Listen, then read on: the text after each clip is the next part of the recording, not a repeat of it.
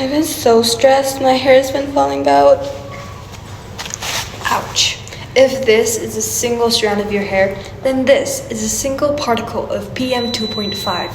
It's tiny and deadly. And those particles are everywhere. It's become such a norm here in Mongolia that we have adapted to it as our daily lifestyle. Well, especially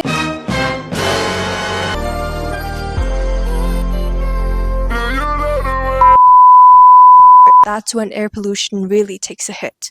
And that's when children are at their most vulnerable. Children like us. And that's why the Youth Airguard mission is needed. At Youth Airguard Mission, we collect real-time air quality data using our professional-grade monitors that are placed in Siling, Darkhang, and also here in Ulaanbaatar. Through this data, we analyze pollution patterns and also raise awareness within our community. Nevertheless, we don't stop at research. We strive towards a future where each and every child can breathe fresh air regardless of their circumstance. Before we show you our findings, I'd like to ask you a question. Which do you think is more deadly? Total COVID-19 deaths in Mongolia or annual air pollution-related deaths, also here in Mongolia? Well, the results are quite eye-opening and unexpected. As you can see here, total COVID-19 deaths are 3 times less than annual pollution deaths. So moving forward, we can see the World Health Organization air quality guidelines right in here. So as we can see, this is the unhealthy measurements that we have, and we'll be putting in the next graphs to distinguish whether it is unhealthy or not.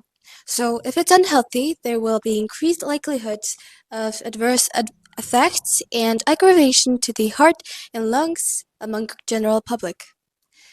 Moving on, this is our findings that are daily statistics of Silip School in Ulaanbaatar. So this is the PM25. We can see the PM25's graphs over here and the red line, which is unhealthy measurement. And we can see that it's above unhealthy and is pretty much a lot, by a lot. So in PM1, we can see that it's very correlated to the PM2.5. And moving to the AQI, we can see the red lines again, and it is also above the red lines, which is not good as well. But the thing is, the most interesting part was that carbon dioxide level was at its normal and standard rate in here. You can see it in here, which emphasizes that the carbon dioxide level doesn't only contribute the most to the air pollution. So now on screen we can see the outdoor versus indoor AQI values, and from this graph you can clearly see that there's a very high correlation between the two. What this basically means is that when the outdoor AQI gets bad, the indoor AQI gets equally worse. And I would also like to point out that 3 arrows shown here. These arrows show the only instances during the months of December and January. There were only 3 instances when the AQI levels were considered healthy, whereas the rest were considered unhealthy. 1, 2, 3, 4. If you like it, then you should have put a ring on it. If you like it, then you should have put a ring on it. Don't be We combat against indoor air pollution by raising awareness through workshops and through campaigns, and also advocate for a higher funding to have air purifiers in schools everywhere.